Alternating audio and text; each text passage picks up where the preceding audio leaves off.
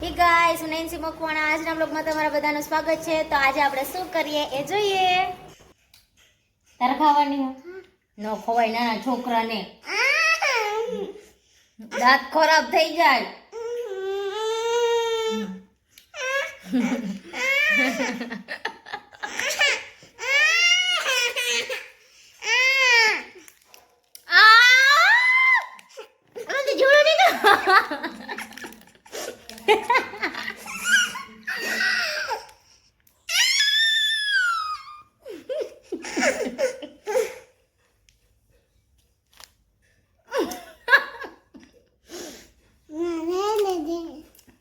નો ખવાય, માંથી ચૂડા નીકળે.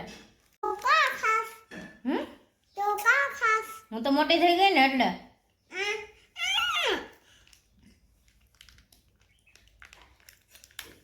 કૂતરા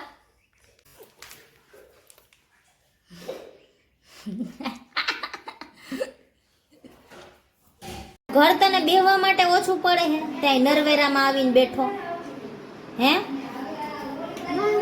ના, બંધ જ કરવું. તું પેલા કે આમાં હે અહીંયા આવીને કાં બેઠો? ખોટાડા કાંઈ અહીંયા નહોતી પેલી.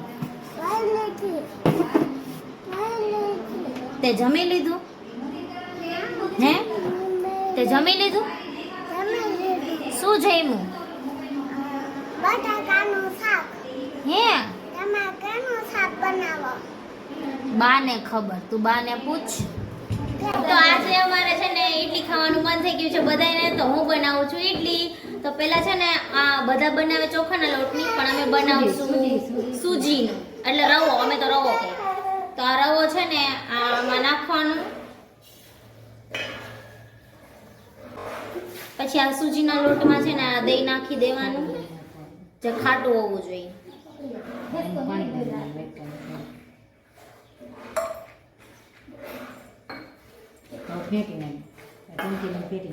હવે એને મિક્સ કરી દેવાનું, પછી થોડું પાણી પણ એડ કરવાનું, જેટલી જરૂર હોય એવી રીતે.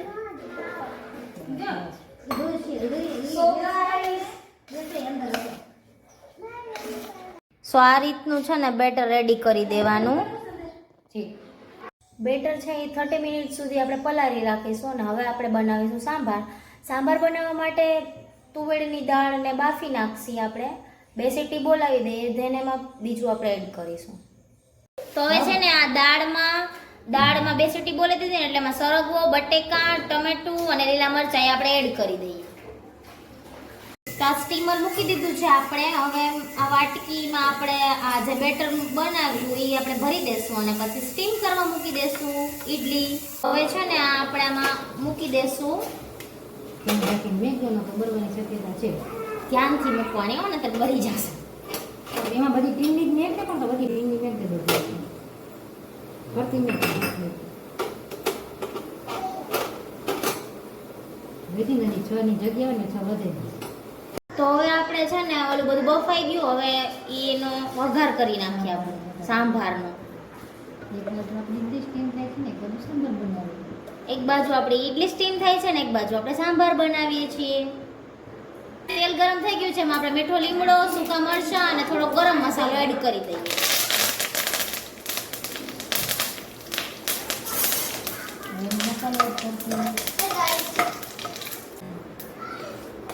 હવે એમાં આપણા ચટણી એડ કરી દઈએ.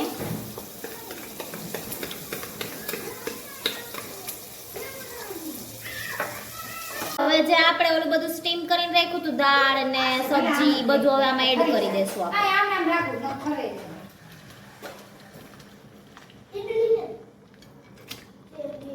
ગઈ પણ બહુ ખાટું લાગે છે. ગાઈસ, અમારી ઈડલી થઈ ગઈ છે રેડી. હું તમને બતાવું. અમારો ઈડલી અને સાંભાર રેડી છે. બધા ખાવા માંડ્યા. કેવું લાગ્યું તમને બધાય? બહુ મસ્ત. યસ, તને કેવું લાગ્યું? અપ્રતિમ સાંભાર કેવો લાગ્યો? મસ્ત. ટેસ્ટી બન્યો? એટલે કેવી લાગી? ઋષિ, તને? બહુ મસ્ત લાગ્યો. સો ગાઈસ, અમારી નેક્સ્ટ મોર્નિંગ થઈ ગઈ છે. Good morning. તો ચલો આપણે જોઈએ શું કરીએ. તો ગાઈઝ મારા બા ફર્સ્ટ ટાઈમ આવે છે મારા વ્લોગમાં, તો તમને કેવું લાગે છે? સારું સારું લાગે છે? અસર લાગે. મેં ઇડલી બનાવી હતી, તમે ખાધી હતી, તમને કેવી બહુ લાગી? બહુ મીઠી લાગી, બહુ સરસ બનાવી. સરસ બનાવી? બહુ સરસ બનાવી, બહુ મીઠી લાગી બનાવવામાં. નેન્સી બહુ સરસ બનાવતા આવડે. હે તમારી છોકરી હવે રસોઈ બનાવવા માંડી તો કેવું લાગે છે તમને? સરસ સારું. હે ને? રસોઈ બનાવે તો સારું. જોયું મફતમાં વગાડવા વાળા મળશે, જોતો જ લઈ જઈજો.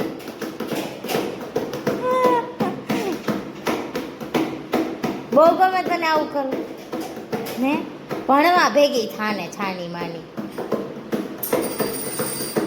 એક મૂક્યું ને તો આ બીજું ઉપાડ્યું હવે વગાડવા માટે. હો કામ ધંધો હે બીજો કઈ? હા હે હા ભણવા જા, બધોય કામ ધંધો. હા સર્ટી નો ઘટી લીધી કેદી કાલે જાને હવે સાચા પણ આ માસી ઘરમાં નહીં કરવા દે હો. એમને કઈઠી